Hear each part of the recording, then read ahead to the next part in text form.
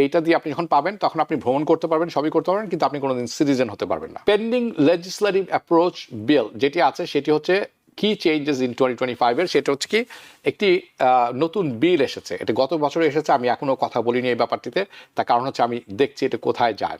এটিকে বলা হচ্ছে ডিগনিটি অ্যাক্ট 2025। ওকে, এটি হাউসে ইন্ট্রোডিউস করা হয়েছে।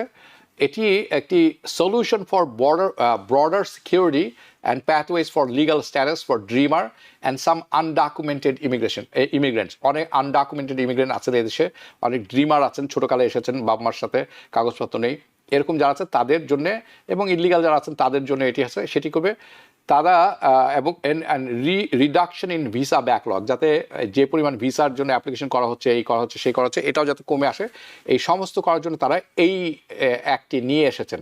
হাউএভার, এটি কিন্তু এখনও রিমেইনস লেজিসলেটিভ প্রপোজাল, এখনও কিন্তু এটির কোনো ইফেক্ট আমরা দেখিনি, এটা হাউসে এখনও তোলা হয়নি। কিছু ইম্পর্টেন্ট ব্যাপার আছে আমি এখানে যেটি আমার চোখে পড়েছে, যেটি মনে দ্য কি প্রভিশন বলে থাকি আমি, সেটি হচ্ছে যে ইন্ডিভিজুয়াল যারা আছেন, মানে আপনাকে you must consult with your lawyer, immigration attorney, to understand how this changes your effect. না, আপনাকে মনে রাখতে হবে একটি বড় জিনিস যেটা আমার চোখে পড়েছে এখানে, সেটি হচ্ছে কি যে এখানে অনেককেই কাগজপত্র দেওয়া হবে যদি আপনি প্রমাণ করতে পারেন যে আপনাকে আপনি 2021 সালের আগে থেকে এই দেশে আছেন।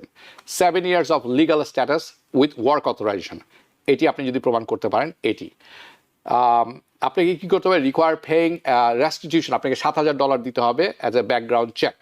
ওকে, ডিএইচএসকে।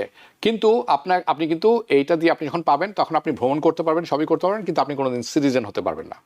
ওকে, ইট ডাজ না, there is no pathway for citizenship. I think it's a very good bill. এটা কোথায় যায় এখন দেখার বিষয়।